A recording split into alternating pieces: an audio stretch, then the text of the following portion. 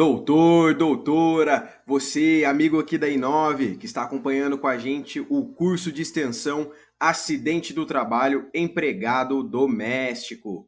Esse curso é um curso onde a gente vai tratar sobre as nuances aí relacionadas a acidentes nos casos de empregado doméstico, tá? Que houve aí alteração na legislação e nós vamos estar conhecendo aí agora todas essas nuances, tá legal?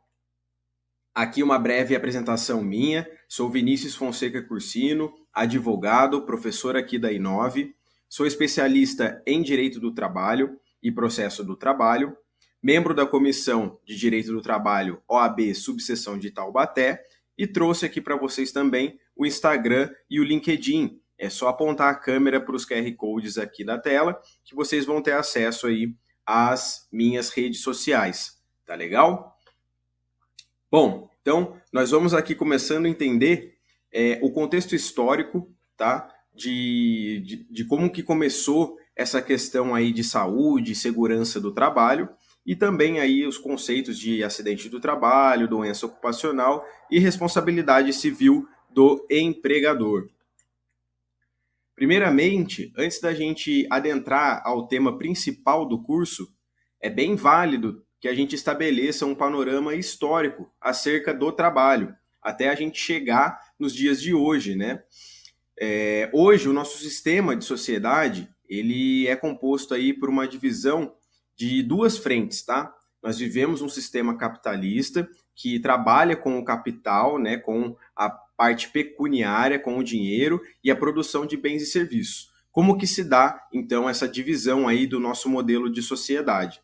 Nós temos hoje os detentores do capital, que são aqueles que, através de uma iniciativa empresarial, né, de um exercício de uma atividade econômica, eles produzem bens e serviços.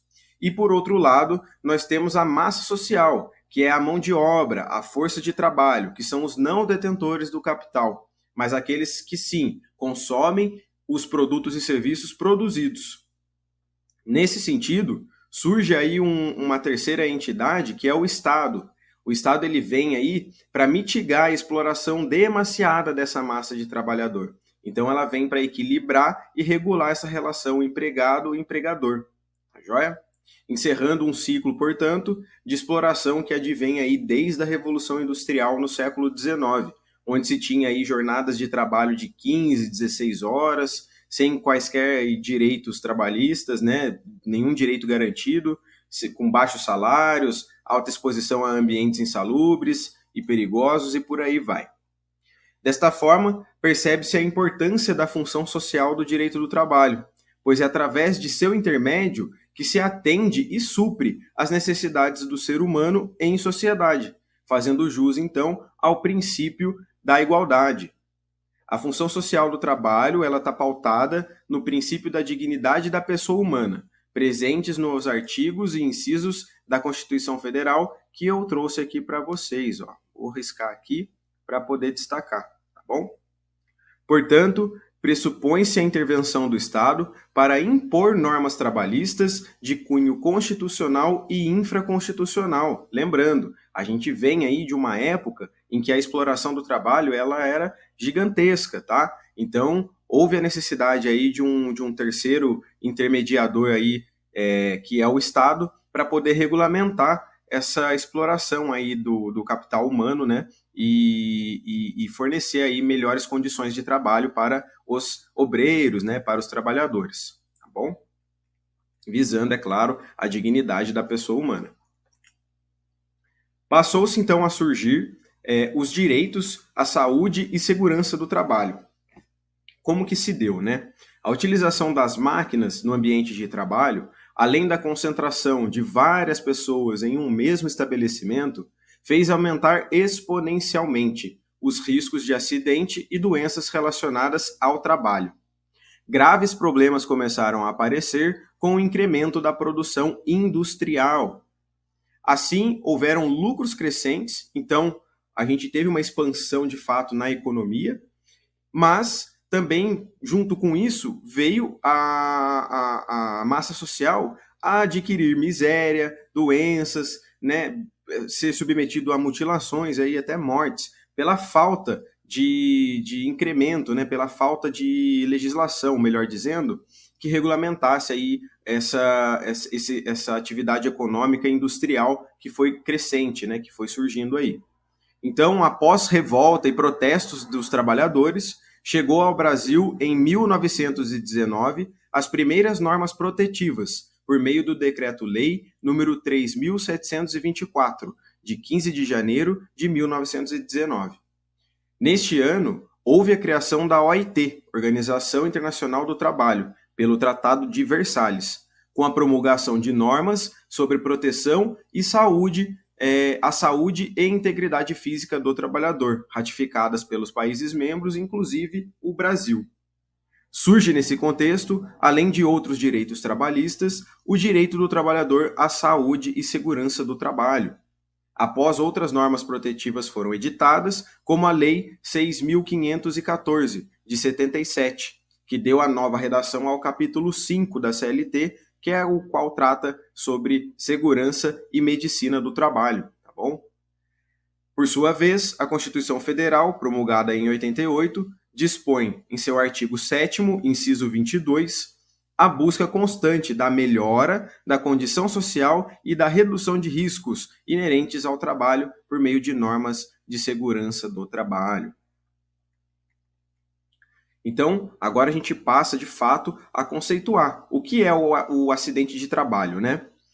Primeiro, eu preciso dizer para vocês o seguinte: os conceitos de acidente do trabalho, doença ocupacional, né, tudo que está relacionado aí no sentido amplo a acidente do trabalho, a legislação trabalhista, ela não traz no seu bojo, tá? Então a gente acaba adotando, esse curso aqui é voltado mais para a área trabalhista, mas nós acabamos, na nossa prática cotidiana, adotando os conceitos que vêm lá da legislação previdenciária, que está adstrito à legislação previdenciária, tá bom? Então, assim, os anos foram se passando e em 24 de julho de 91 entrou em vigor a Lei 8.213 de 91, que ela vai tratar sobre os planos de benefícios da Previdência Social, tá certo? Essa lei trouxe a conceituação, portanto, de acidente do trabalho e doença ocupacional, a qual passaremos a estudar agora, que está presente aí entre os artigos 19 e 23, tá bom? O artigo 19, ele vai tratar do acidente de trabalho dizendo o seguinte: acidente do trabalho é o que ocorre pelo exercício do trabalho a serviço da empresa ou de empregador doméstico, que é o caso onde a gente vai estudar hoje, tá? Que provoca lesão corporal ou perturbação funcional, que cause a morte ou a perda ou redução. Perda ou redução do quê? Da capacidade laboral, sendo ela, podendo ser, né, permanente ou temporária. Então, assim, qualquer exposição, né, a um acidente ou a uma doença que cause aí uma lesão corporal ou perturbação funcional, ela é considerada acidente do trabalho, desde que haja uma perda ou redução temporária ou permanente dessa capacidade de trabalhar, ou inclusive a própria morte, é claro. Então, o legislador, ele não conseguiu, de fato, formular um conceito de acidente do trabalho que abrangesse todas as hipóteses em que o exercício da atividade profissional pelo empregado gera incapacidade laborativa. Diante dessa dificuldade conceitual, a lei definiu apenas o acidente de trabalho em sentido estrito, tá? Isso que a gente acabou de narrar é um acidente de trabalho em sentido estrito, também denominado aqui na nossa prática jurídica como acidente típico ou acidente tipo. No entanto, acrescentou outras hipóteses que se equiparam ao acidente típico para os efeitos legais, ou seja, para de fato se responsabilizar aí o empregador e buscar as devidas indenizações. Isso porque a incapacidade laboral também pode surgir por fatores causais que não se encaixam diretamente no conceito estrito de acidente, como enfermidades e adoecimentos decorrentes do trabalho, que se traduzem aí, portanto, como as doenças ocupacionais, provenientes de causas diversas, expostas, portanto, no artigo 20 dessa referida lei que estamos estudando, a Lei 8.213, que é a Lei de Planos de Benefícios da Previdência Social. Então, para a gente entender aqui como que funciona a questão da doença ocupacional, nós vamos analisar o artigo 20 da referida lei. Consideram-se também acidente do trabalho, então veja, considera-se acidente do trabalho, nos termos do artigo anterior, as seguintes entidades mórbidas. Inciso 1. Doença profissional, assim entendida, a produzida ou desencadeada pelo exercício do trabalho peculiar a determinada atividade, e também constante da respectiva relação elaborada pelo Ministério do Trabalho e da Previdência Social. Aqui eu sublinhei essa parte porque nós vamos estudar adiante esse regulamento aí da Previdência Social, tá bom? Mas por hora a gente vai entender aqui o conceito de doença profissional. O inciso 2, ele vai tratar da doença do trabalho, que é diferente da doença profissional. A doença do trabalho, assim entendida e a adquirida ou desencadeada em função de condições especiais em que o trabalho é realizado, também aí constante na relação mencionada no inciso 1, que nós vamos ver adiante. Então, a diferença entre doença profissional e doença do trabalho é a seguinte. A doença profissional, ela é aquela que está intrinsecamente ligada a uma determinada atividade, uma determinada função, uma determinada profissão, por isso é doença profissional. Então, por exemplo, um caldeireiro, eu sempre dou esse exemplo, o caldeireiro que trabalha lá exposto ao calor e ele vem a desenvolver uma doença que ela é originada, ocasionada pela exposição a alto nível de calor. Esse caldeireiro, ele tem uma doença profissional. Por quê? Porque a própria função de caldeiraria vai exigir que ele se exponha a um calor e esse calor vai lhe causar aí possivelmente um dano, tá bom? Já a doença do trabalho, ela é diferente. A doença do trabalho é aquela que não necessariamente é por conta da profissão que o trabalhador exerce, mas tão somente pelo ambiente de trabalho, pelas situações, pelas condições, aliás, especiais em que ele é exposto. Como, por exemplo, uma enfermeira que trabalha num hospital aí, que está tendo uma obra já há 2 anos nesse hospital e ela é exposta a ruídos, né? Todos os dias ali a britadeira do lado dela batendo e, consequentemente, ela teve aí uma defasagem auditiva. Então, essa defasagem auditiva lhe causou um dano, né? Uma lesão que é ocasionada, portanto, às condições do trabalho e aí é denominada doença do trabalho, tá bom? Qual que é a diferença aí prática entre as duas? A doença profissional, a culpa do empregador ela é presumida, tá? Pela exposição ao risco, já determinada na atividade exercida. Já a doença do trabalho, a culpa não é presumida, então para a gente estabelecer aí o nexo causal entre o dano e o trabalho, há necessidade aí de se produzir provas, tá? Como? Através de perícia médica, né, de laudos médicos, de uma qualidade de prova assim, um pouco mais robusta, tá bom? Já na doença profissional, só basta aí evidenciar o dano e o trabalho, tá joia? Acidente do trabalho por equiparação. Equiparam-se também ao acidente de trabalho, para efeitos desta lei, o acidente ligado ao trabalho que, embora não tenha sido causa única, haja contribuído diretamente para a morte do segurado, para a redução ou perda da sua capacidade laboral. Aqui o inciso 1º do artigo 21 vai trazer as hipóteses de concausa, tá bom? Então a concausa é aquilo que é aquela causa que não de fato lhe causou aquele dano. O trabalho não foi a causa principal, originária daquele dano, mas você, ao trabalhar com aquilo, teve uma doença, né, ou um acidente ali, enfim, agravado, tá? Então, por exemplo, o trabalhador que ele já tem aí uma lesão no ombro, mas por conta do trabalho de esforço repetitivo que ele faz, ele teve aí a perda total do movimento do ombro. Então, ele já vinha ali com uma doença, mas o trabalho agravou. Isso é a concausa, tá joia?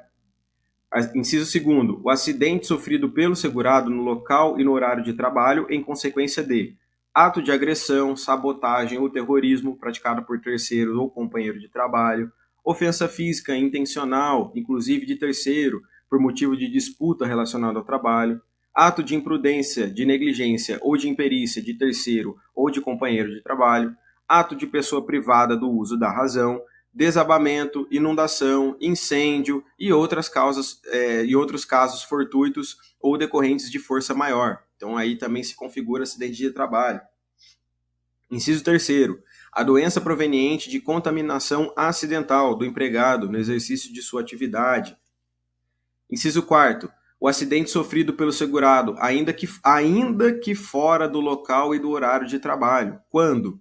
na execução de ordem ou na realização de serviços sob a autoridade da empresa. Aqui até trago um exemplo, né, de um caso aqui do escritório, que o trabalhador ele sofreu um acidente fazendo um serviço externo fora do local de trabalho, tá?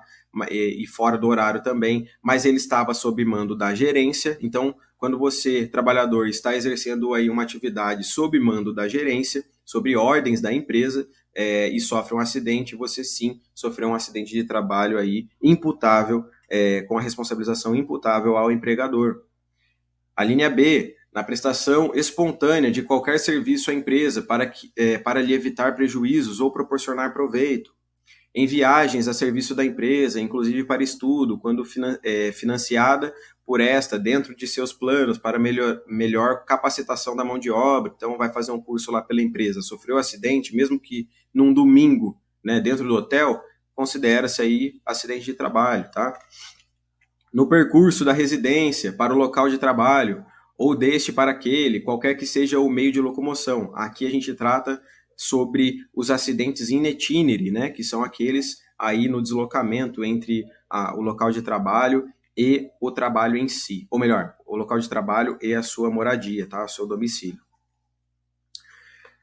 Bom, aqui então eu desenhei um fluxograma só para a gente conseguir visualizar como que funciona, né, como que se dá aí a lei previdenciária que conceitua os termos aí para nós utilizarmos na Justiça do Trabalho, tá bom? Então nós temos aqui acidente de trabalho em sentido amplo, tá? Tudo isso aqui de baixo em azul é acidente de trabalho, só que dentro dessa ramificação aqui, o artigo 19 vai dar o acidente de trabalho típico ou acidente tipo, que nós vimos. O artigo 20, ele vai trazer as hipóteses de doença ocupacional que se subdividem em doença profissional e doença do trabalho, nos termos do que a gente acabou de ver, tá? E dessas hipóteses aqui, nós teremos os acidentes de trabalho por equiparação, que estão aí pautados no artigo 21, que a gente acabou de ver, e as concausas, né, no inciso 1º do artigo 21, que são aquelas em que o trabalho agiu como contribuinte para o agravamento da moléstia, né, da doença, tá bom? Bom, o regulamento da Previdência Social foi o que a gente tinha visto, né, que as doenças elas estariam previstas aqui.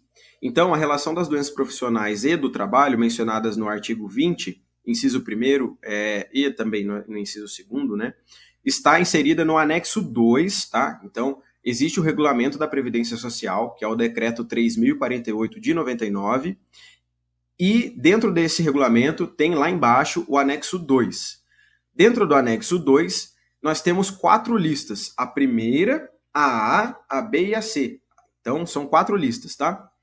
As doenças não catalogadas na lista C, apesar de poderem ser equiparadas a doenças ocupacionais, dependem de comprovação do nexo causal. Então, foi aquilo que eu disse para vocês. A doença do trabalho, que é aquela que é causada pelo ambiente, por condições especiais, mas não diretamente a uma profissão, essas precisam de prova. Então, a gente precisa comprovar através de uma perícia médica, de documentos, de laudo médicos, né, de inclusive documentos previdenciários, evidenciar ali uma CAT, né, um comunicado de acidente de trabalho, enfim. São diversos meios de provas, tá, que nós não vamos aí aprofundar neste curso, mas que, de fato, vão fazer com que seja configurado aí a doença profissional, a doença ocupacional, sendo ela a doença do trabalho. Já o que consta na lista C do referido anexo 2 é o que a gente denomina como nexo técnico epidemiológico, ou seja, o NTEP, N-T-E-P. Dentro da NTEP, dessa lista C, nós temos as doenças profissionais. O que são as doenças profissionais? Que a gente acabou de ver, são aquelas doenças inerentes, diretamente ligadas ao exercício de uma profissão específica, como no caso do caldeireiro, tá bom? Então, o legislador criou aí o artigo 21A da Lei 8.213, pelo qual se ampliou a presunção legal para adotar o sistema de presunção da doença ocupacional quando demonstrado o NTEP, Nexo Técnico Epidemiológico, por cruzamento estatístico entre a CID da doença e o KNAI da atividade desempenhada, tá? Então, teve uma doença, você vai lá na lista C do anexo, confere, busca lá, né? Dá um Ctrl F, busca lá aquela CID da doença. Achou? Putz, achei. Aí você vai comparar, vai ter uma tabelinha que nós vamos ver, com os KNAIs da empresa.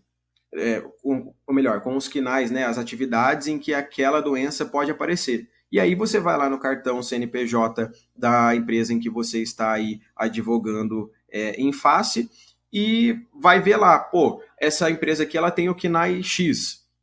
Esse KNAI aqui dela tá lá na tabelinha ligada com o CID. Então, fazendo essa comparação, a gente consegue identificar aí uma doença profissional e aí, portanto, a prova pericial, né, ela é mais para constatar aí se de fato houve um dano, tá bom? Porque o nexo causal é presumido, tá joia? E aí, portanto, também a culpa do empregador, pela exposição dele ao risco, tá? A atual redação da Lei Complementar 150 de 2015 trouxe um novo dispositivo para a Lei 8.213, que é justamente esse artigo que a gente está falando agora, o 21A. A perícia médica do INSS considerará caracterizada a natureza acidentária da incapacidade quando constatar ocorrência da NETEP, entre o trabalho e o agravo, elencada na Classificação Internacional de Doenças, CID, em conformidade com o que dispuser o regulamento.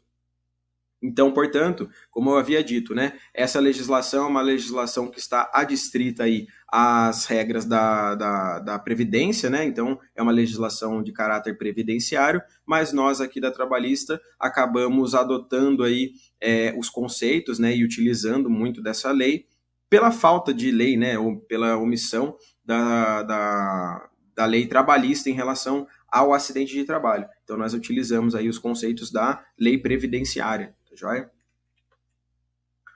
Nós vamos, a partir daqui, começar a estudar, então, o que está anexado aí, né? Quais são essas listas aí que estão em anexo, no anexo 2 do referido decreto 3.048. Mas eu vou dar uma pausa aqui com vocês, vou deixar vocês irem aí para o recreio, tá bom? E a gente volta aí no próximo bloco, tá joia? Um abraço, até a próxima.